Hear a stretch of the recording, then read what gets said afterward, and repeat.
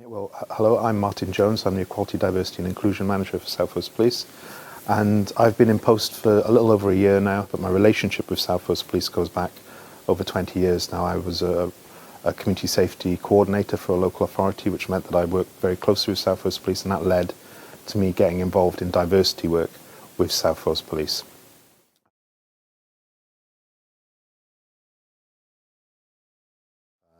Our primary aim and our primary objective is to provide support to the whole organisation, but at a very strategic level in terms of its direction around equality and human rights. And a central function of the EDI team is coordinating that and ensuring that everyone knows what everyone else is doing, but most importantly, that chief officers are appraised on emerging issues and connections that we have with taking that work forward.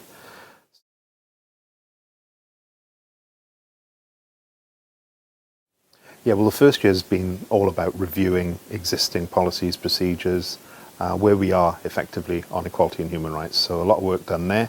But the other key part of our work, and perhaps the biggest part has been the actual response to COVID-19 and the recent Black Lives Matter campaigning. So that led to a pretty big piece of work that we took forward called Let's Talk About Race, where on the guidance and advice of the Deputy Chief Constable, who was concerned by some of what he was hearing coming through the Black Police Association, we decided to have an internal conversation around race equality and our levels of awareness of issues like white privilege, etc. All those kind of key campaigning points that have been raised by the Black Lives Matter campaign, so that we could get a sense of where we were on our understanding and awareness of race equality in the organisation and how that could inform future training and the way we deliver our service.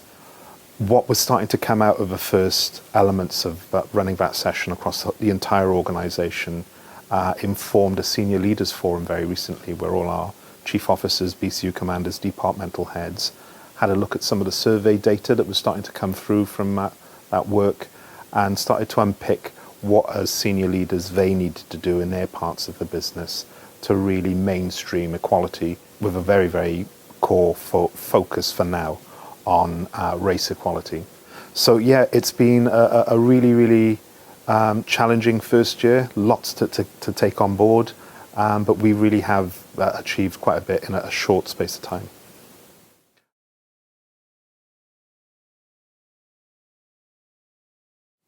Right, well, the number one objective for the EDI team is to establish better relationships with the communities that we have within the force area, particularly minority ethnic communities.